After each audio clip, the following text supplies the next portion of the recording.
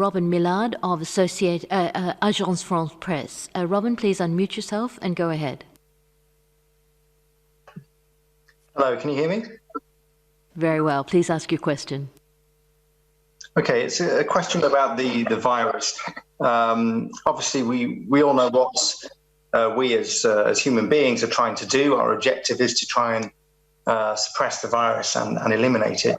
What is the objective of the virus? When you talk about know your enemy, what is the virus trying to do? I'm going to start. Maria will come in.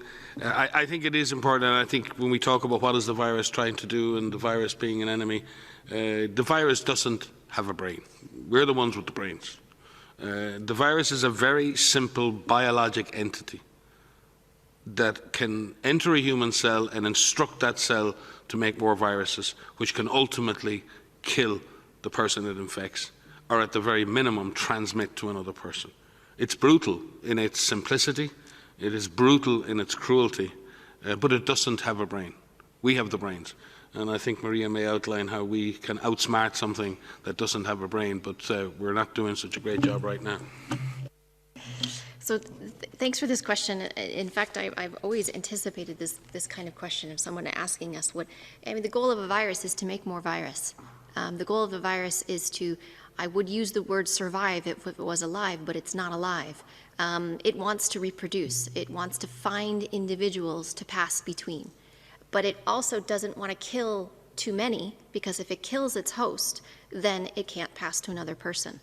So what we can do to outsmart it, and I think as Mike has said, there's many, many, many things that we can do right now with the tools that we have right now to outsmart this virus.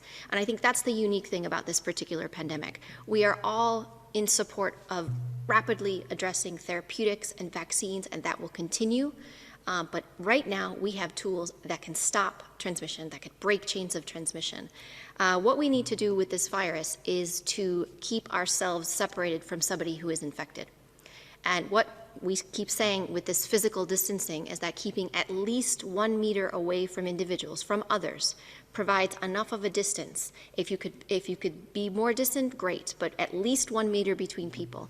If we can isolate cases, so people who are known to be infected with this virus, whether they have symptoms or not, if we isolate them from others, we don't allow the virus to pass from somebody else.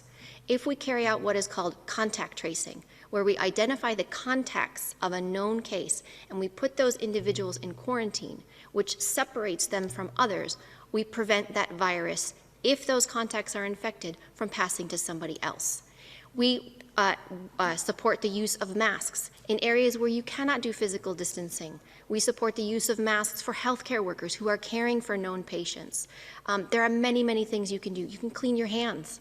It is very unsophisticated, but in many parts of the world, this is a luxury to be able to do. Make sure you have clean water, you have soap, you have an alcohol-based rub, you inactivate the virus that's on your hands, and you don't inoculate yourself. All of these things, if we do all of these things, we can outsmart the virus, and we can prevent this virus from passing from one individual to another. So thank you very much for that question. I think everybody on the planet needs to understand that they have a role to play. No matter where you live, no matter what occupation you have, no matter what age you are, you can be part of breaking the chains of transmission.